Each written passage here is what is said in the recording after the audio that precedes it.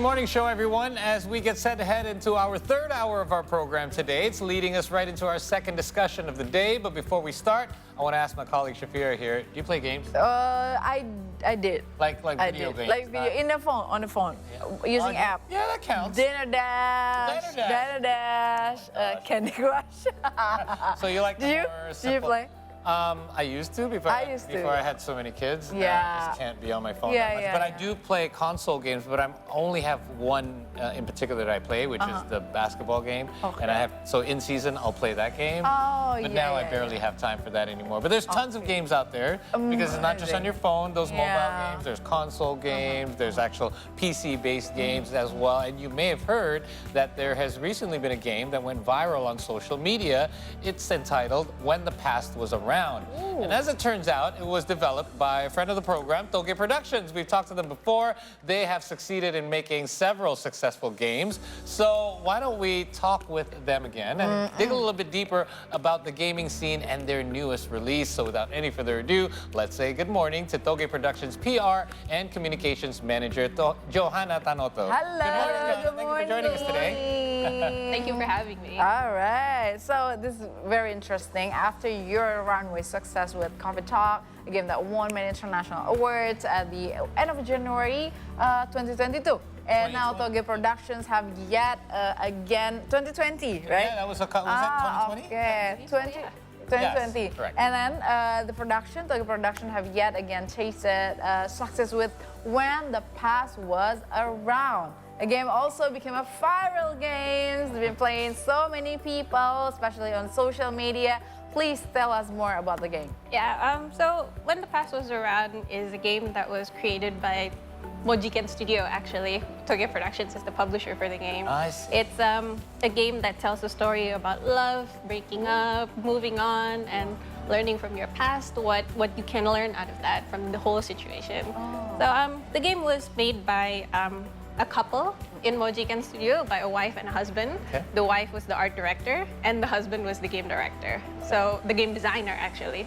So they wanted to make this game with the skills that they have and then make sure that the story was something impactful but also very relatable to the day-to-day life. So yeah, so if you play the game, then you could, I hope that everyone who tries it will get to feel the sincerity of the developers when they make the game. Okay, so I guess they're drawing a lot from their real life experiences and put that into Part of it, yeah. well. So what is this? So what is our role? How do we play this game? We are playing the part of one of the characters in the game? We are not. It's an adventure, puzzle, point and click game. So it's more like a storytelling. Yes, yes. So you follow the that story. kind of game. Yeah. So you follow the story of the main character, Edda, and her story as she goes through her relationship with Owl, Okay. we call him. So as you go, it's a dialogueless game. So there's no spoken dialogue at all. You have to piece together what actually happened in the story based on the context clues that you find in the game. Oh, nice. So it also trains your Train trains the our players. imagination. Exactly. Oh, that's my kind of game, I think. I'm starting to wrap my head around this a bit. So let's talk a little bit about, even before this, Shafira mentioned Coffee Talk. We've discussed that game before as well. You seem to have a formula on how to make a game a success, and it's not necessarily following the trends that already exist, like the RPGs that everyone seems to be hooked onto, or sports games. You've actually gone down a different path and gone viral several times in your own way. What's the secret behind it? What is the formula that you guys follow that when you decide, hey, we've got to develop this game because this one can be a hit? So we don't actually have a formula. The team for Toge Productions are just very passionate about the world of gaming, about games. So there are two specific pillars that we look for when we're talking about games. Number one, we want our games to have an impact on the people who play them. So it's not just easy. It's like lasting hack and impression. slash. We're not just gonna forget. Yeah. Exactly. And we and most of the games that we have follow this word called retro. So that's why you see a lot of pixel art that you see in our games. That's the thing. We like that it's that retro look and vibe and all of that we're looking for. Not trying to make everything look so realistic. Yes, Giving everyone a bit of too nostalgia. modern somehow, that you cannot relate too much related. But yes, you put the retro things on the game. Nice. So, since you mentioned it, some Toge productions feature a pixel graphic, a visual style. Is it like a characteristic or something which is distinct to games from Toge productions, or it's a new trend, or any other games developer are using this kind of pixel graphic as well? So with pixel graphic, there's one technical reason why, which is that it makes it easier for our game artists to make sure that the quality of the game stays the same level that we like. Because for example, say that you have a game where it's hand-drawn, right? And you have multiple game artists working on a game, it's not just ever one artist. So you can't really replicate one artist, a hand-drawn style. Exactly. Yeah, okay. But pixel art makes it easier for the artist to make sure that the quality stays like a certain level. Character looks exactly the same. Exactly. So if you have different artists working on it, then it'll be easier. It's a lot more modular, I guess you can say. Yeah. Oh, okay. I think And the other reason is also because of that retro that we are looking for, right? And pixel art is easily one of the factors that if you see it, you can tell is like retro. Yeah. It's easy to see that. It's just one of the many factors that we implement, but it's not just pixel art. It's just the one that's most visible. Nice. So I guess timing is, your timing is impeccable as well, because I think we're in a time where, you know, over the past decade, I would say we're seeing, talking about movies, games, all these special effects, even in real life movies, half the stuff is special effects these days. And I think people need a bit of a refresher, like a throwback. Like going back to I think the that's why past, people look exactly. for elements like this to remind themselves of their childhood and things that they grew up with. So let's, we mentioned Coffee Talk.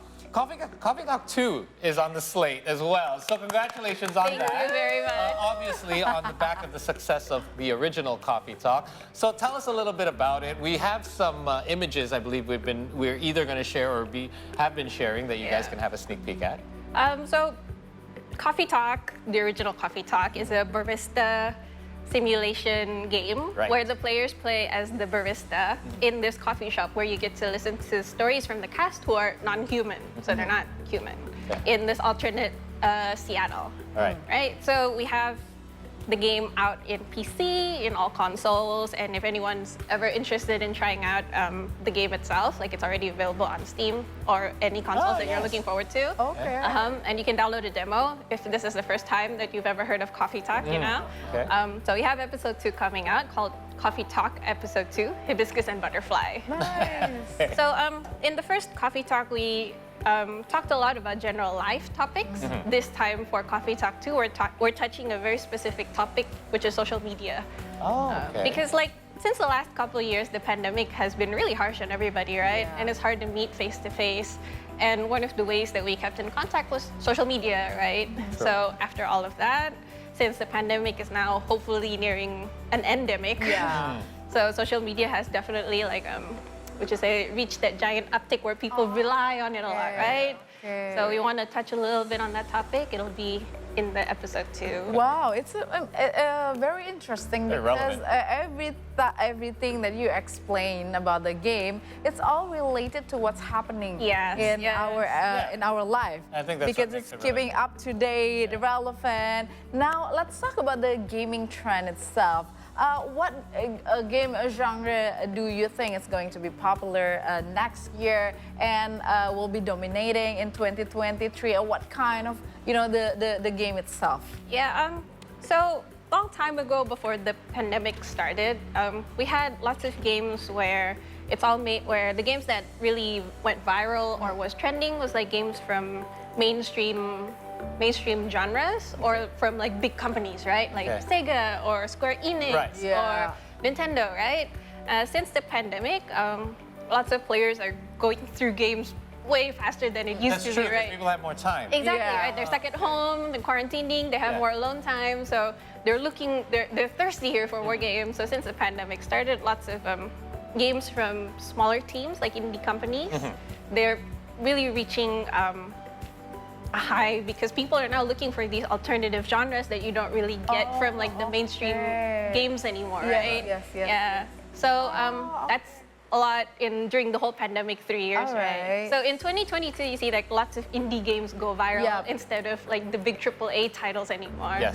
So like Coral Island That's another game. Okay. That was from Indonesia. The company is from Indonesia, and they went completely viral in somewhere in the middle of 2020, 2021, somewhere around there. Yeah. So since games from smaller teams are starting to get that hype, hopefully in 2023 we'll see a lot more games from smaller companies, especially from Indonesia. Of course, I'd be happy if there would be more from Indonesia, right? Yes, of Yeah. So I've got a two-part question then.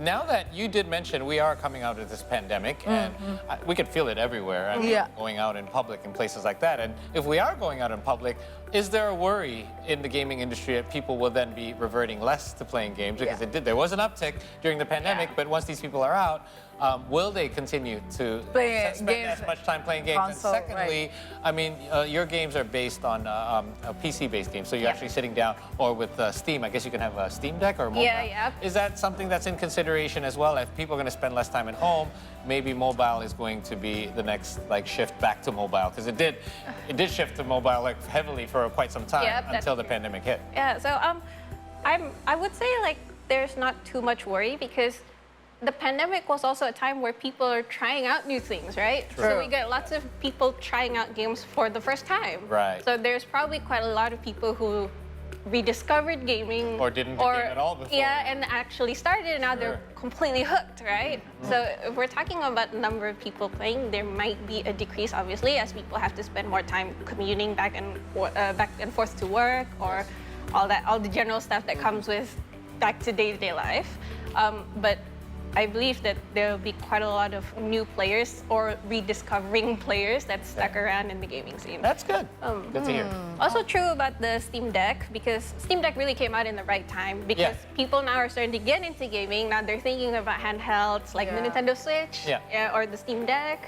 That's the reason I brought it up is because I've been browsing for one over the last couple of months. I haven't pulled the trigger because I thought it would be great for my kids to have something at home, and right? Then if we go on a road trip or something, you can literally bring the console with you just in case you need it. Yeah. I'm not for using that as a primary option for kids, but it is great to keep them entertained, especially for school holidays. Even without a pandemic, kids are home for extended periods. Sometimes you need to give them something to do. Even for the weekend. Sure. For the weekend, I think it's a good idea. So we're talking about the game developing. How long does it take usually to develop one game? Let's see for the when the pass around, and how long did it take to develop the game and the ideas, and who are involving in the progress? So when we develop a game, there's always a team that's involved per game. So game producers, game artists, sound designers, lots and lots of people.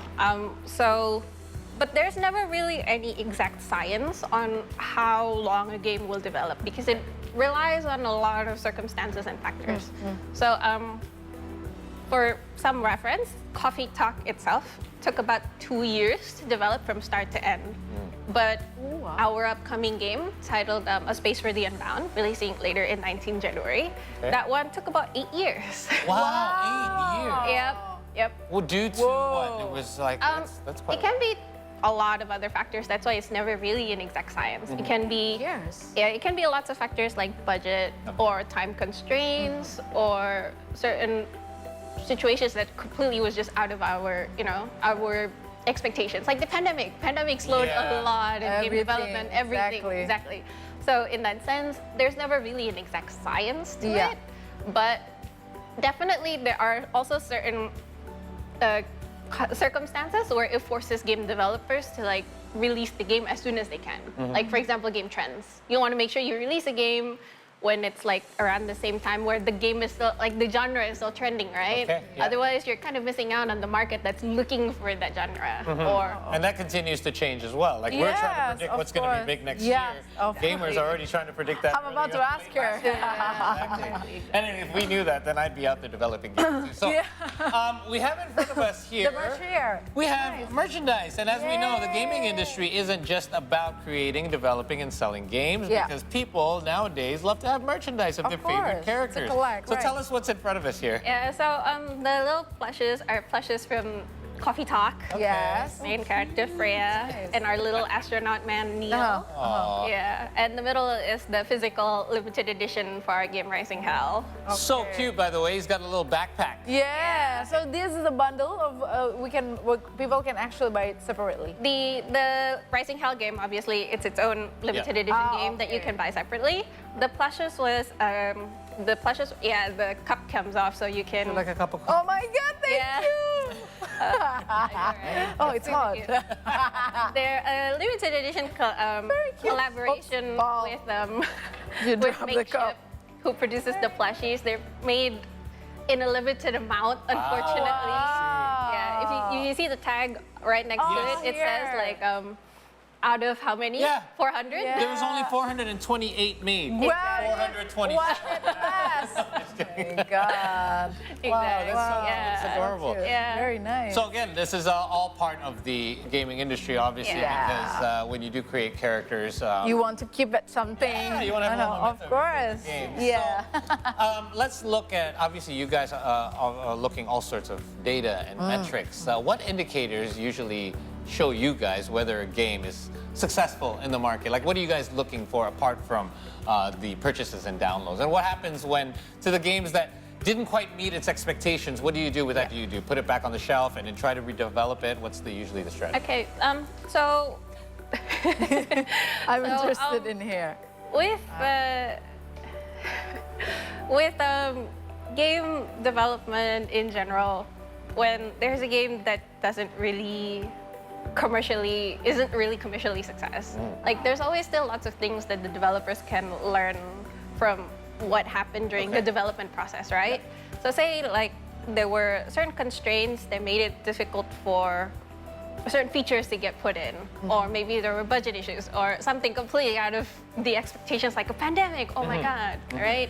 So Change everything, right? it changed literally everything. Yeah. So it's still something that the team can learn and like make sure that they quotation marks fix for the next time that they develop a game, right? Say, for example, there was an issue with the teamwork. Then the team was just not working as cohesively as it like. So it's a chance to like learn why that game wasn't quotation marks commercially successful, and like how you can fix it in the next game so you don't make the same mistake. I'm sure you also consider things like player feedback. How do you usually gather that information? So lots of platforms. Oh, I mean, also the great thing about 21st century is there's internet, right? Yeah. And true. people like People to are tweeting post. at you. Exactly. Yes. People like to communicate now with So the easy to company. connect with. Exactly. Right. So there's lots of people who give us the feedback, even though Okay, you didn't ask for it. Exactly. Yeah. That's why they become viral Yeah. from social media and they bought the game. Yeah, but it also shows how dedicated lots of players are, that Yeah. they enjoyed the game so much, that it has impacted them so much, that they talk back to us, hey, I like this game, hey, I love this part of the game, you know, all of that. The fact that they're so impacted, whether good or bad, you know, Yeah. that they are willing to tweet about it, to talk about it, tell it to their friends, bring attention to it, or even give the feedback directly to us, like goes to show like how games can really impact someone. So out of, let's say, 10 games you develop, approximately how many would you consider successful, and then how many would you have to rework or Yeah. learn from? Every game, there's always something to learn about. okay. That's the true. That's a good mindset to have. Yes, there's never a game where it's perfect, right? And the journey itself will teach you lots of things more than just the development, the technical aspects of making games, right? Okay. So all of that will always continue to be a learning process as we continue to develop. I like that. There's no such thing as a perfect game, except Of for Candy course. Crush.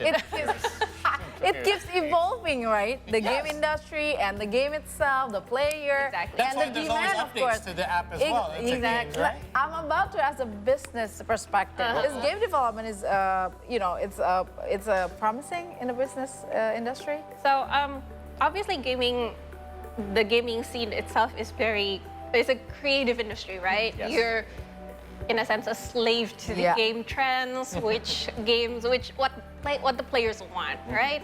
So unless you really have like this very strong interest and passion in video games, it's not really as like sunshine and rainbows as people like to make it believe, you know. So you do need to have like a tough heart for it. So if you're just thinking like, oh, video games, it sounds like fun. Like, Because we're only that's- seeing the end product. Of Exactly. course. You're not You're only a seeing the user. process. Yeah. Exactly. behind the scenes, there's a lot of blood, sweat, and tears, and care, and love, and dedication that comes from the developers. Yeah. So you do need to have like a very passionate sense for gaming itself. Yeah. Yeah. How large is your team Makes right now, by sense. the way?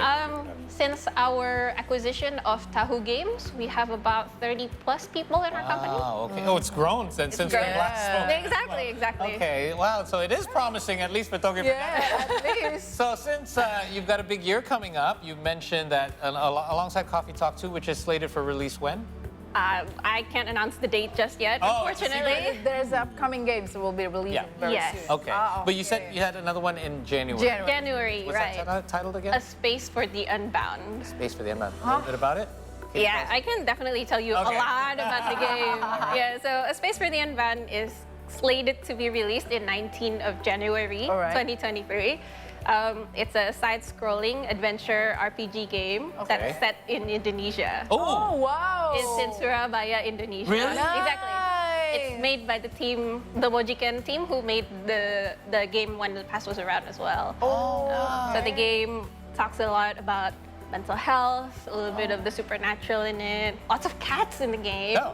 Oh, I think our partner Stray would like that. yes. We should. Oh, interesting. So it's Yes. January Play it 19th. together. Will there be kind of like landmarks and stuff from Surabaya if people recognize it? There are. wow, It's that's so set in Surabaya because the devs are in Surabaya, so they Right. put quite a lot of references in the game so from actual Indonesia, not just Surabaya, but general Indonesia culture.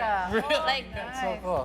the main characters are like high school kids, and they're wearing actual Oh, high school the white and blue. Oh, what Exactly. Nice. That's adorable. so- Hey, there you go. So for those of you who perhaps love Coffee Talk but thought, well, this is a very Western take on things. Yeah, perhaps would if you like try to this try one, you can see something more from home. Indonesian. Yeah, exactly. Nice. Thank you so much, Johana. Thank you. Thank you so much for your time and congratulations. I and, should get hoping- one console, I think. Get a Steam Deck. I heard they're amazing. That's easier, right? I'm doing my research. my I'll let you know God. my info once I'm done.